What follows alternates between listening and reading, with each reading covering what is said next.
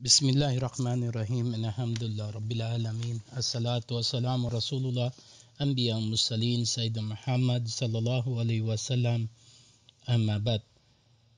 Ang lahat ng papuri ay kay Allah subhanahu wa ta'ala, ang siyang nagmay-ari ng lahat ng kanyang mga nilikha. Ako'y sumasaksi na walang ibang Diyos na dapat sambahin maliban sa Allah, at ako'y sumasaksi kay Muhammad sallallahu alaihi wasallam na isang sugo, alipin ng Allah subhanahu wa ta'ala. Isang mapagparayang umaga, tanghali o gabi sa lahat ng makakaripakinig ng pagbabahagi sa kaalaman ng Islam. Ang pinakabuod ng aking topic ay yung tinawag nating tahara at ang sala. So, bali po gagawin natin, hahatiin natin sa tatlong parte ang pagpapahayag nito sapagkat napakahaba ng kanyang topic. So sisimulan ko po sa tinatawag na tahara. Ang tahara ay salitang Arabic na ang kahulugan ay kadalisayan, kalinisan at pananatiling dalisay. Ang tahara ay hindi limitado sa pisikal na kadalisayan, bagkus kailangang sikapin ng isang Muslim ang maging dalisay nito sa kanyang puso, katawan at buhay. Ang kadalisayan ng buong diwa ay isang biyaya mula kay Allah subhanahu wa ta'ala. Ang Allah subhanahu wa ta'ala ay nagsabi sa Quran, sabi niya, Inna Allaha yahibbul tawabina wa yahibbul mutahhirin.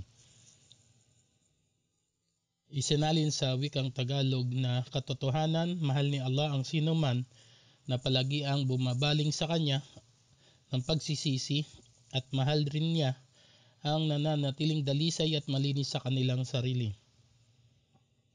Ang Islam ay walang pagkakasalungatan sa pagkakaiba ng uri ng kadalisayan, halimbawa dalisay ng espiritual, pangkaasalan, pangkaisipan, panglipunan at pangkatawan. Ang Islam ay palaging iminumungkahi o ipinangangaral ang kalinisan at kadalisayan, lalo na tigit sa lahat ang pagsasagawa ng dasal kung saan ito ay obligado at narapat gawin ng isang alipin ng Allah subhanahu wa ta'ala, at ito ay isang pangangailangan ng uri ng dasal na gawaing dahilan. Ito ay obligado sa Islam na maging malinis at dalisay ang parte ng katawan, kung saan ito ang sumasagap ng mga dumi at mga alikabok, kung saan ito rin ay nararapat maging malinis sa dumi man o kasalanan ng nagagawa, sapagkat siya ay haharap sa kanyang Panginoon ang Allah subhanahu wa ta'ala sa pamagitan ng kanyang pagdarasal. Ang tahara ay mahigpit na ipinag-uutos sa Islam dahil ang dumi na pumasok sa mga butas ng balat ng katawan at magdadala ng mikrobyo ay siyang magiging sanhi ng mga sakit. Ang paglilinis ay pumipigil sa kahit anong uri ng sakit, kung kaya't ang prinsipyo hinggit sa pagpipigil ng kahit na anong sakit ay matatagpuan na lamang natin sa loob ng Islam noon pa, bago pa nagsulputan ang mga doktor o ang mga agham. Sa pagsasagawa ng tahara ay ginagamitan ito ng tubig gaya ng ulan, dagat at iba pa. Ipinahintulot din gamitin ng tubig na musta'mal kung tawagin sa pagsasagawa ng tahara, at ganon din ang tubig na nahaluan ng ibang bagay na naging tahir at nananatiling tubig na hindi nagbago ang kanyang anyo at lasa. Kung wala namang nabago anuman doon sa nabanggit, ipinapahintulot din gamitin niyon sa pagsasagawa ng tahara. Ipinahintulot din gamitin ang natirang tubig sa lalagyan matapos itong inuman, maliban sa inuuman ng aso at ng baboy, sapagkat ito ang mga uri ng hayop na tinatawag na najis, ibig sabihin marumi. Ang kadalisayan ay mapapanatili sa pamagitan ng pagsasagawa ng wudu, paghuhugas sa paraan na ipinag-utos ni Allah sa tinatawag na talata at ika-4 na kabanata ng banal na Quran. O kayong mga naniniwala, kung kayo nais mag-alay ng pagdarasal ay kinakailangan una magugas ng muka, kabilang ang mga pamumog sa bibig, pagsingot ng tubig sa ilong at paglabas at pagsinga. At ang iyong mga kamay hanggang siko, at kailangan din hugasan ng parehong kamay hanggang siko, at ito ay kinakailangan unahin ng kanan papunta sa kaliwa. Pangatlo, punasan ang ulo. Binanggit sa talata na pagpupunas ng buong bahagi ng ulo kasama ang tenga at bahagi nito. Ikaapat, ang paghuhugas ng paa hanggang sa bokong-bokong. Ito ay kinakailangan ng magugas ng parehas, magsisimula sa kanan hanggang papunta sa kaliwa. Itinatagubilin din at karapatan ng apat na bahagi ng katawan na ito na dapat hugasan ang dalawang uri ng karumihan na nangangailangan ng paghugas o tinawag nating wudu, at ang paligo na tinawag na gusul. Kung ikay mananatiling malinis at dalisay, hindi na kailangan pang muling magsagawa ng wudu o paglilinis sa bawat dasal hanggat ang wudu ay hindi nawawala ng bisa, maliban na lamang sa mga sumusunod na pangyayari. Una, ang lahat na maaaring lumabas sa pribadong bahagi ng katawan o yung tinatawag nating private part o yung ari at saka puwit, gaya ng pag-ihi, dumi, pag-utot at paglabas ng similya at dugo. Ang pakikipagtalik, ang direktang paghawak sa pribadong parte ng katawan na walang harang. Ang pagkakahimbing ng pagkatulog o dili kay pagkawalaan ng inyong malay. Pagkain ng karne ng kamelyo. Ang mga ito ay nahati sa dalawang uri ng karumihan. Meron tinawag na hadad al-asgar at ang hadad al-akbar. Ang hadad al-asgar ay isang maliit na karumihan. Ito yung tinatawag na pag-utod, pagdumi, paghipo sa maselang bahagi ng katawan, pagkain ng karne ng kamelyo, pagkawala ng uliran, pag-inom ng mga bagay na nakakalasing. Ang mga ito ang sanhi upang isagawa dapat ang wudu. Ang hadad al-akbar, isang malaking karumihan, kagaya ng pakipagtalik, paglabas ng similya, buwan ng dalaw, pagkawala ng dugo, sanhi ng panganganak, paghawak o paghugas sa patay na nangangahamba na baka maaring makakuha ka ng sakit, paghawak o pagdiin ng ari ng lalaki sa ari ng babae, kahit pa ito ay hindi nilabasan o dinaluyan ng similya. Ang mga tubig at ang mga batas ng paggamit nito. Siguraduhin ang gamit na tubig ay angkop sa pinag-utos sa Islam, kagaya ng tubig ay tinawag na at-tahur, malinis at dalisay na tubig, tubig nang galing sa ilog, dagat, ulan at iba pa. Ang tinawag namang anranjus, tubig na marumi. Ang lasa ay nagbago, ang kulay nagbago, ang amoy nagbago. Ito ay ayon sa batas ng Islam na kung ang ipinagbawal ay maaring gamiting alternatibo kung kinakailangan. Ang propeta sallallahu alaihi wasallam may nagsabi, pinagbawal sa kanya mga umma ang pag-ihi sa tubig na hindi dumadaloy o hindi kumikilos.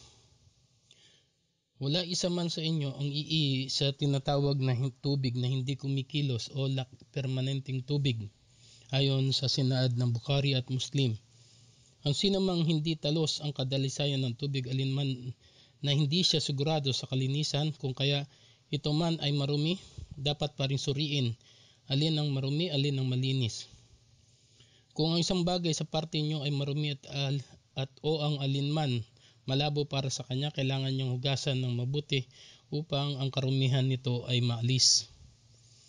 Kung ang marumi at malinis na tubig ay naghalo, kailangan niyang alamin ang malinis gamit ang paghuhugas. Subalit kung hindi niya alam kung alin ang marumi at malinis, dapat niyang iwan ang mga ito at magsagawa na lamang siya ng tayamum. Ang pag-alis ng karumihan ay kinakailangang maging malinis hanggang walang makita kang kahit ni isang bahid o bakat ng karumihan sa natataglay nito. Kanim, kung ang karumihan ay sanhi ng sa pamagitan ng hayop ng aso, hugasan ito ng 7 beses. Una ay ang lupa at ang mga sumunod ay tubig.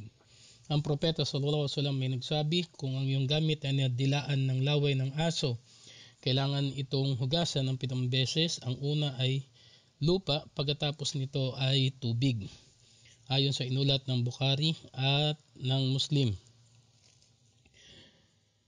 Ang tinatawag na najasa. Ang najasa ay bagay na kailangan iwasan ng isang Muslim at huwag anumang kumapit sa kanya mula rito.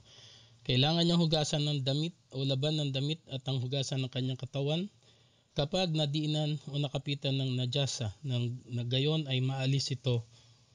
Kung ang najasa ay nakikita gaya ng dugo, kung may natiramang bakas, mahirap nang alisin matapos hugasan o labhan, ay wala nang masama kung ito'y gamitin. Subalit kung ang najasa ay hindi nakikita, sapat na itong hugasan kahit 1 beses lamang. Ang dalawang paraan ng paglilinis na tinawag na al-istinja gamit ang tubig na malinis, al-istijmar gamit ang papel na hindi nagtataglay ng tinatawag na kasulatan ng mga pangalan ng Allah subhanahu wa ta'ala. Bilang paalala, ang dahon, ang lahat ng mga dahon sa puno na mumunga kahit na ito ay natuyo na ay hindi maaring gawing pamunas. Ang dong, ang natuyong duming hayop ng mga hayop na hindi maaring gamitin sapagkat ito ay kabilang sa pagkain ng mga jin. Ang buto ng mga hayop ay hindi rin maaring gamitin paglinis sa karumihan sapagkat ito rin ay ginagawang pagkain ng mga jin. Ang ilang kaasalan sa paggamit ng palikuran. Ang una, bago ka pumasok sa humakbang patungo sa palikuran, dapat mong sabihin ay Bismillah Allahumma inni a'udhu bika minal kutubi wal kubait. So unahin ang kaliwang paa pagpapasok sa palikuran. At kung ikay matapos ng gumamit ng palikuran, ay paghakbang ng kanan mo palabas ay sabihin mo ang gufranak. Hindi magdadala ng kahit na anuman sa palikuran, anumang bagay na may nakasulat ang pangalan lalo na ng Allah, maliban lamang kung ikaw ay nangangamba at wala kang mapag-iiwanan nito. Ang hindi nagharap sa pagtalikod sa kibla kapag umihi at dumumi sa disyerto o ilang lantad na lugar. Ang pagtakip sa aura sa harap ng ibang tao at hindi nagpabaya sa bagay na ito.